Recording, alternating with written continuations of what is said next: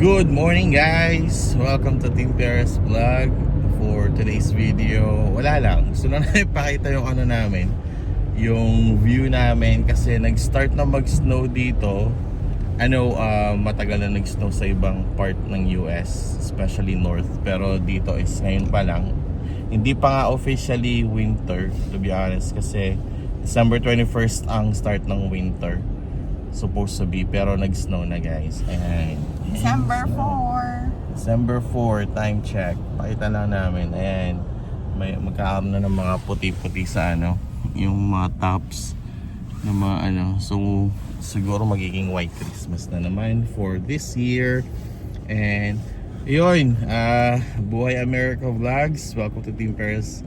And please don't forget to like and subscribe. And we'll go to Costco. Ewan ko anong gagawin namin doon. Bibili lang ng manok. Tubig. Bibili kami ng manok na pangkain. Hindi pang sabong, hindi pang decoration, pangkain guys. So tara, let's go. Guys, good morning. Welcome to Team Perez Vlog. Today ay December 9 at ang tagal na namin hindi nakakapag-vlog guys at nakakapag-post dahil alam nyo na, trabaho ng trabaho ang mga people. So today ay day off ko, tapos si RJ ay nag-leave kasi may pinuntahan kami para something tungkol sa health. So I needed someone to be with me, char. Pero and then after, ngayon ay may errands kaming gagawin. Samahan nyo kami mag-emission test ng aming kotse kasi June na siya for emission test dito sa Maryland. And first time namin, so kailangan namin i-document yun. Magta-travel kami mga 17 minutes drive.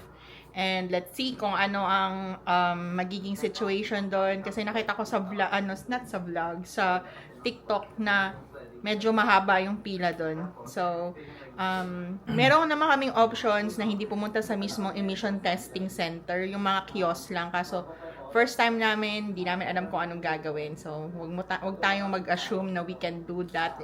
Especially sa mga sasakyan kasi first time car owner kami. Much better muna yung meron kaming experience sa may magga-guide sa amin. So, yun lang. That's my only idea. Di ba, Han? Yeah. So, makain siya. Nanonood kami ng Andrea Jedge TV, ang aming favorite vlogger sa Chicago, Illinois. Shout out sa Andrea Jedge TV and family. See you! Yun, nasa emissions testing center na kami guys. Station. At medyo ang hirap makapunta dito. Pasikot-sikot yung daan, pero anyway, mag-aano muna kami. Park. Tapos i-ready na namin emission for emission testing. Ngayon, pipila pala. Pipila tao. Ang daming ang kotse for emission testing. Lahat. Amazing. Sarado to, Han. I think much better here. Yeah. Yan, okay. Yun. So, pila kami. Check namin paano. Tingnan mo. Yung pila. Ang daming car. Testing. Yung paligid namin. Welcome to Baltimore City! Baltimore City, Maryland. Sobrang iba yung environment. Nag-drive pa lang ng ilang miles. Bago Ito na yung guys, yung environment. paper na na-receive namin. Ayun. Emission test. Inspection. Ano nakalagay? Notice. Inspection notice. Ang galing. Ang galing. Napaka-organized dito. So yun, tara. Tignan natin kung anong gagawin. Yung mga tatanong na naman later. Yun guys. Parang may isusuksok na wire sa kotse. Tapos yung kasunod namin. Uy, nakasurel si Kuya. Nagis na yung papers. Kasi bibigay doon. Magbabayad. Isusuksokan ng kung ano sa Zeus. Tapos yun na. So let's go. Tignan natin maya-maya. Close up.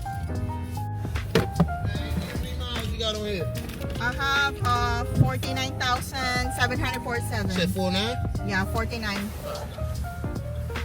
Should we go down? This is our first time, bro.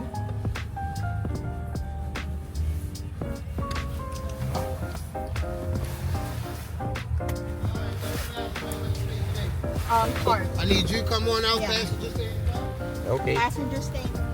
Yeah.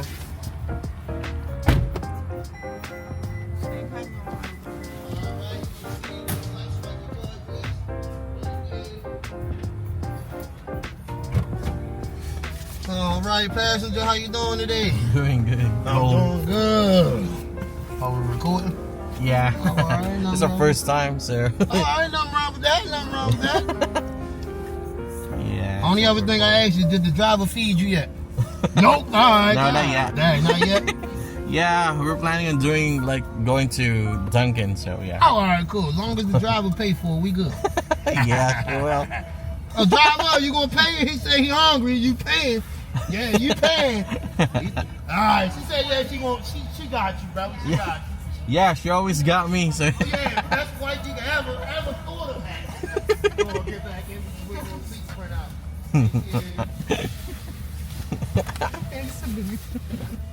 Grabe na. Hi guys! Good afternoon! Welcome again sa Team Perez Vlog. Ngayon ay day off ko. Finally, may isa akong off. Sa papansin nyo, hindi ako masyadong nagva-vlog lately kasi alam po, na-explain ko na to dati pero mabibigay lang ako uli ng tamang kwento na tinatapos ko lang talaga yung working hours ko para matapos na ako sa under contract na agency ko. So, sa mga hindi nakakaalam, ako ay isang nurse under staffing agency which is MedPro International. So, currently, ang working hours na sa akin as assigned for contract is 5,000 hours. So, malapit na weeks na lang ang binibilang natin. And double time or overtime ako. Nag-extra shift ako parate. Minsan isang off lang, minsan dalawa, tapos from night pa yon. Kaya, talaga guys, focus tayo sa tatapos ng kontrata na to. Ngayon, yun lang. And today is December 12. Tapos off ko, galing kami ng anak ko, kumain kami sa Filipino store. Doon kami kumain sa Filipino store restaurant and bumili ng mga foods na gagamitin namin for coming week. At balita ako, magkakaroon ng snow tomorrow dito sa amin sa Maryland. And medyo mag-iimpact tayo ng mga pagkain. At samahan nyo kami next week. Pupunta kami sa Busch Garden sa Williamsburg, Virginia. And thank you sa mga bago nagsusubscribe kahit hindi kayo masyado nagpo-post. I appreciate you guys. See you sa mga next vlog namin. Bye! Guys, good morning. Tingnan nyo to. Woo! Snow. Winter wonderland tayo today. Yan, pinaplow na nila yung natin. Daanan. Madulas siya guys. Hindi naman sobrang taas ng snow. Sleeky lang. Samahan nyo akong sunduin yung aking sasakyan.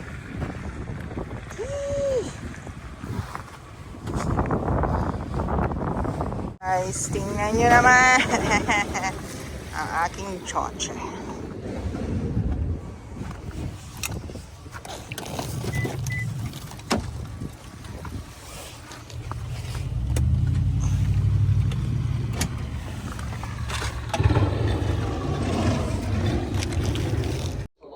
Hi guys! Good afternoon! Team Perez Vlog here.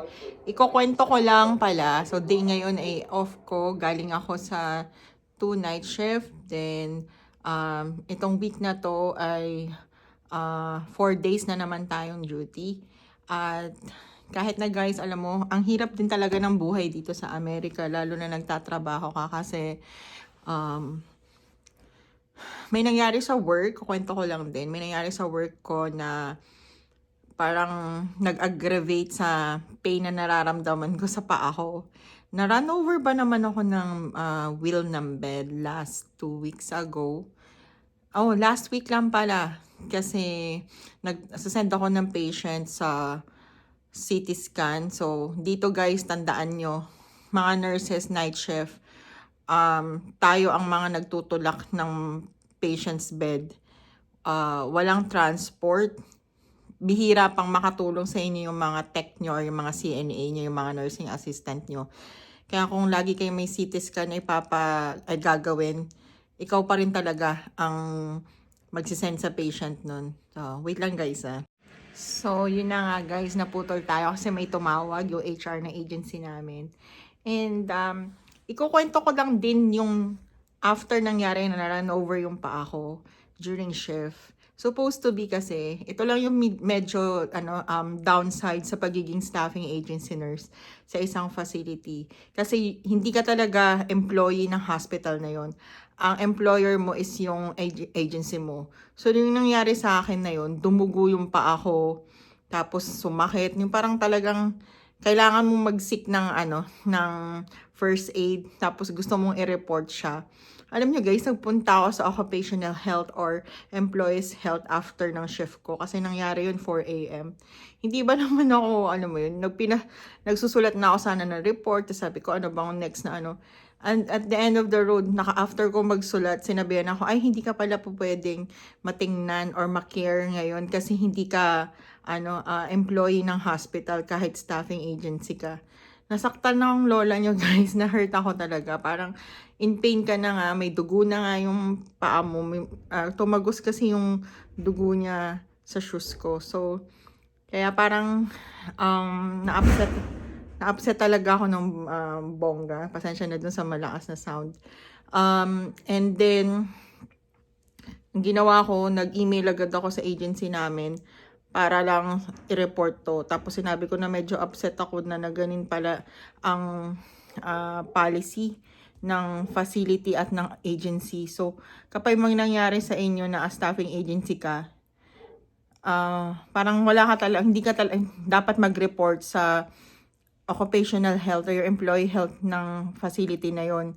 Kailangan dun ka mag-report sa agency mo, which is parang parang 'di ba dapat meron din silang copy na may nangyari sa iyo. Yun lang talaga isa sa mga malaking downside na na-experience ko so far as being staffing agency. Kaya ito, tatapusin na natin talaga ang ating paghihirap sa ganitong situation. And at the moment, nagpunta ako ng podiatry ng doctor para i-check. So, yun pala, anayos yung may minor surgery na ginawa sa akin, which is, ngayon kinukulit ako ng staffing agency ko na mag-send ng report about what happened and all para sa sa employee compensation tungkol sa mga ganitong issue. But anyway, heads up lang, kung may pangarap pa rin kayong magpunta dito, hindi ako against sa staffing agency, nagiging smart lang ako. Kung may chance lang kayo na makahanap ng direct hire, guys, push na lang yun. Guys, good morning. Nakakatapos lang ng shift ko. So, eto nga guys, machika ko lang. First hand kami, first ever in our entire career bilang immigrant dito sa Amerika, na fraud kami sa credit card namin. Nakakaloka, taga Maryland kami, tas yung purchase sa California guys, tapos hindi pa namin alam brand. Guess what? Mayaman yung kasi luxury brand pa yung na guys, yung pinanggamitan. But anyway, agad naman naming tinawag sa tawag niyan? Sa agency na yon or sa letter C na credit card provider at yung institution na yon. Tapos yun, hinold na yung card pero hindi pa rin nababalik sa akin yung balance ko. But anyway, alam ko naman maaayos yun kasi legit na hindi kami ang kumuha nun. Hindi kami nag-purchase. Pero ma-share ko lang din kung about sa visa bulletin, nag-move lang ng mga employee or EB3 nag-move lang ng weeks yata. 2 weeks lang. Pero at least nag-move, hindi tayo nag-retro. So, kapit lang guys, pray lang. And wag niyong kalimutan, talagang kailangan ng bedside nursing. If gusto niyo makapunta dito, I would still encourage you to find part-time na magbe-bedside nursing pa rin kayo kasi a good experience is still a plus kaysa sasabihin natin, ay naku, wag na lang. Kasi yung iba nga, hindi naman nagbe-bedside, nakakapunta ng Amerika. Guys, I would not really encourage you to do that. Lalo na kung mga staffing agency kayo kasi marami-rami na ang mga nagkakansela ng mga nagka-cancel ng mga contract. Hindi pa nakakapunta dito sa Amerika kasi yung bond ng kontrata or yung laman ng kontrata na sinay ninyo sa agency nyo na dapat current bedside experience kayo na hindi natutupad, syempre ka-cancel kayo. So, yun. And masishare ko lang din, isa pang nating isi-share kung ano ang luto ng husband ko. Ito yung paalmusal ni Mayor. Saan ka pa? Naghirapan. Bacon, potato, at cheese. Care of kay Mr. na pogi. Sayaw naman dyan. Advance Merry Christmas sa inyo, guys. Date check dito ay December 19. At tomorrow, pupunta kami sa Busch Garden sa Virginia, sa Williamsburg, Virginia. Samahan nyo kami doon. Mag-ano lang tayo, mag-explore sa Christmas Town na amusement park na yon. It's a 3 hours, more than 3 hours drive, but dahil sulitin natin yung napakahaba kong off na 2 days from night. Kasi nagsusumikap ang auntie nyo na matapos ang lahat. Pero going back, samahan nyo kami magpunta doon and i-explore natin yung place. At masasagot na rin natin yung mga questions ninyo about sa mga bagay-bagay papuntang tungkol sa nursing, ang buhay sa Amerika. So, shout out sa inyong lahat. Merry Christmas and Happy New Year!